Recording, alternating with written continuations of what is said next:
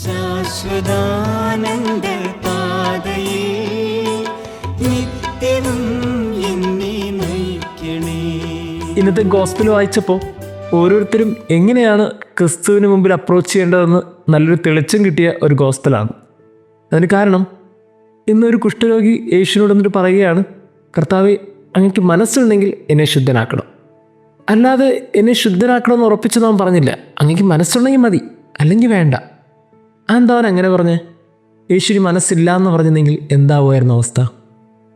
അവൻ അസുഖം വച്ച് പിന്നീട് ആ ജീവിതകാലം മുഴുവൻ അസുഖമായിട്ട് ജീവിക്കുമായിരുന്നു. പക്ഷെ അവൻ്റെ ചോദ്യം വളരെ നല്ലൊരു അപ്രോച്ചിലാണ്. എനിക്ക് മനസ്സുണ്ടെങ്കിൽ മതി.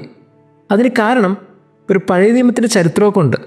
സംഖ്യയുടെ പുസ്തകം 12-ാം അധ്യായം 10 മുതൽ 15 വരെയുള്ള വാക്യത്തെ നമ്മൾ വായിക്കുമ്പോൾ മനസ്സിലാകുന്നത് ഈ കുഷ്ഠരോഗികളൊക്കെ പാപികളായിട്ടാണ് അന്നത്തെ കാലഘട്ടം കരുതിയിരുന്നത്.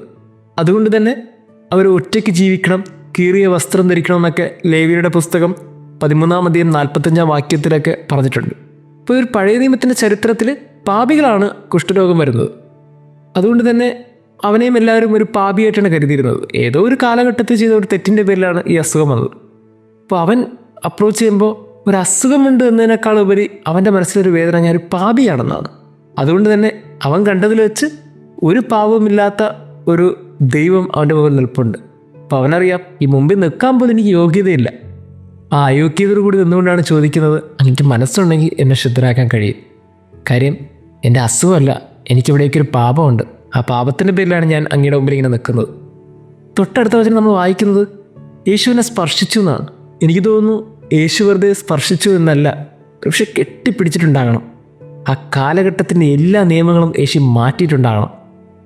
അവനോട് തന്നെ ഉണ്ടായിരുന്ന ഒരു അപകർഷതാബോധവും അവൻ അത്രയും കാലം ഉണ്ടായിരുന്ന ഒരു ഏകാന്തതയും ആരും അവനോട് അടുക്കാത്തതിൻ്റെയൊക്കെ ഒരു സങ്കടവും ഒക്കെ യേശു ഒരു നിമിഷം കൊണ്ട് മാറ്റി. ഇപ്പോൾ യേശു മാറ്റിയത് അവൻ്റെ അസുഖത്തെ മാത്രമല്ല, അവൻ്റെ പാപാവസ്ഥയെ മാത്രമല്ല, അവൻ്റെ ഉള്ളിലെ എല്ലാ സങ്കടങ്ങളെയും യേശു മാറ്റി. അവനെ കെട്ടിപ്പിടിച്ചിട്ടുണ്ടാകണം. അതാണ് അവനെ സ്പർശിച്ചു എന്ന് വചനം കൊടുക്കുമ്പോൾ അവൻ്റെ ശരീരവും ഇവൻ്റെ ശരീരവും ഒന്നായി. അങ്ങനെ ഏറ്റവും വിശുദ്ധമായ ഈ ഭൂമിയിലെ ഒരു ശരീരം ഏറ്റവും മോശമെന്നൊരു കാലഘട്ടം എഴുതിയ ഒരു ശരീരത്തോട് ചേർന്നു. അങ്ങനെ അവനും ഏറ്റവും വിശുദ്ധനായിട്ട് മാറി. എന്ത് മനോഹരമായിട്ടാണ് ഒരു അത്ഭുതം നടന്നത്. സ്നേഹമുള്ളവരെ, ഇവിടെ ഒരു അസുഖം മാറി എന്ന് പറഞ്ഞിട്ടല്ല നമ്മൾ ഈ ഗോസ്പല് വായിച്ചു തീർക്കേണ്ടത്. മറിച്ച് ഒരുവൻ്റെ ഉള്ളിലെ എല്ലാ അപകർഷതാബോധവും, ഒരുവൻ്റെ ഉള്ളിലെ എല്ലാ വേദനകളും, ഒരു കാലഘട്ടത്തിൻ്റെ തന്നെ എല്ലാ ചിന്തകളെയും മാറ്റി ക്രിസ്തു അവനെ കെട്ടിപ്പിടിച്ചു. അങ്ങനെ ക്രിസ്തുവിനെ പോലെ അവൻ വിശുദ്ധനായിത്തീർന്നു. പിന്നീട് അവൻ ഓടി നടന്നാണ് കാര്യങ്ങൾ എല്ലാവരോടും പറഞ്ഞത്. ഇതൊരു അനുസരണക്കേടാണ്, ആരോടും പറയരുതെന്നൊക്കെ പറഞ്ഞിട്ട് അവൻ എല്ലാവരോടും പോയി പറഞ്ഞു. അങ്ങനെയൊന്നും പറയാതിരിക്കാൻ കഴിയില്ല. അതല്ലേ സത്യം. കാര്യം വെറുതെ ഒരു അസുഖം മാറിയതാണെങ്കിൽ അവൻ ആരോടും പറയില്ലായിരുന്നു. ഇപ്പോൾ അവൻ്റെ ജീവിതത്തിൽ അങ്ങേയറ്റ മാറ്റമാണ്. ഒരു വാക്കുകൊണ്ട് അത്ഭുതം ചെയ്യാനാവുന്ന ക്രിസ്തു ആ വാക്കുകൊണ്ടല്ല, മറിച്ച് അവനെ കെട്ടിപ്പിടിച്ചു എന്നൊക്കെ നമ്മൾ മനസ്സിലാക്കുമ്പോൾ ഇനി അവന് ഓടി നടന്നല്ല, പിന്നീട് എങ്ങനെ അവൻ ക്രിസ്തുവിനെ കുറിച്ച് പറയാനാണ്? സ്നേഹമുള്ളവരെ, എനിക്ക് തോന്നുന്നു നമ്മുടെയൊക്കെ അപ്രോച്ചിൽ എന്തൊക്കെയോ പ്രശ്നമുണ്ട്.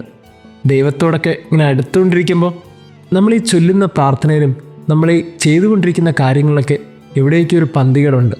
ഈ അപ്രോച്ചിലൊരു മാറ്റം വരുത്തുന്നത് നല്ലതാണെന്ന് തോന്നുന്നു. കുറച്ചും കൂടി നമ്മളുടെ അയോഗ്യതയെക്കുറിച്ചും നമ്മളുടെ ജീവിതത്തിൻ്റെ ബലഹീനതകളെക്കുറിച്ചൊക്കെ മനസ്സിലാക്കിക്കൊണ്ട് ആ ദൈവത്തിന് മുമ്പിൽ നമ്മൾ അപ്രോച്ച് ചെയ്യുമ്പോൾ കാര്യങ്ങളൊക്കെ മാറും. നമ്മൾ ചിന്തിക്കുന്നതിനപ്പുറമായിരിക്കും കാര്യങ്ങളൊക്കെ നടക്കുന്നത്. ഇനി കുറച്ചും കൂടി നമ്മുടെ ആവശ്യങ്ങളൊക്കെ മാറ്റി ചോദിക്കാം. അങ്ങക്ക് മനസ്സുണ്ടെങ്കിൽ നടക്കട്ടെ, എല്ലാം നിൻ്റെ ഹിതം പോലെ. അല്ലെങ്കിൽ വേണ്ട കർത്താവേ, നിൻ്റെ ഹിതം ഉണ്ടെങ്കിൽ മാത്രം കാര്യങ്ങളൊക്കെ മുന്നോട്ട് പോയാൽ മതി. ദൈവം നമ്മെ അനുഗ്രഹിക്കട്ടെ. എല്ലാവാതിലും അടയുമ്പോൾ, ഇങ്ങും പാതകൾ ഇരുളുമ്പോൾ, യേശുവേ നിന്റെ വാതിലേ മുട്ടുന്നു നാഥ തുറക്കണേ. ശാശ്വതാനന്ദ പാതയേ നിത്യവും എന്നെ നയിക്കണേ. എല്ലാ വാതിലും അടയുമ്പോൾ, എങ്ങും പാതകൾ ഇരുളുമ്പോൾ, യേശുവേ നിന്റെ വാതിലേ മുട്ടുന്നു നാഥ തുറക്കണേ. ശാശ്വതാനന്ദ പാതയേ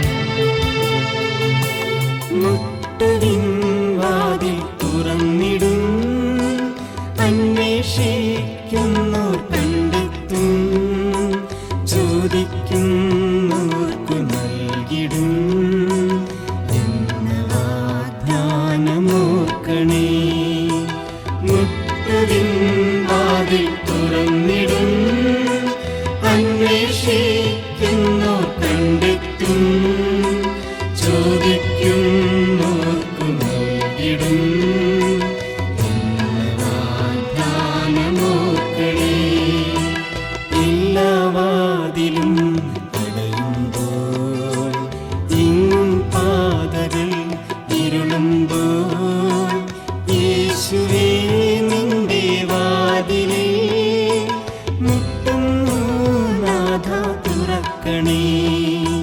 ശാശ്വതാനന്ദ പാതയേ നിത്യവും എന്നെ നയിക്കണേ.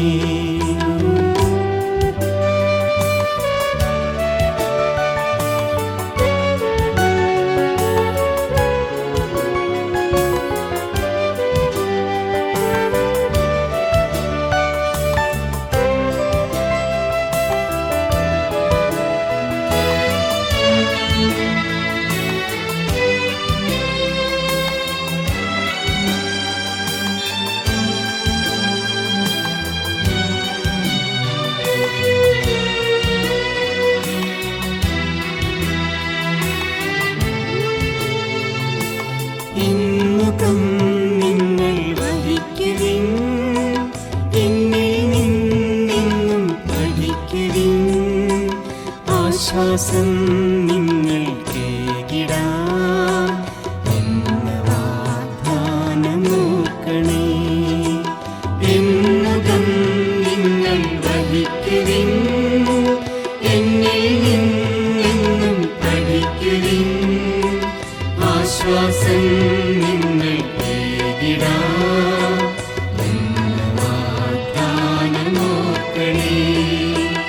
എല്ലാ വാതിലും അടയുമ്പോൾ എങ്ങും പാതകൾ ഇരുളുമ്പോൾ യേശുവേ നിന്റെ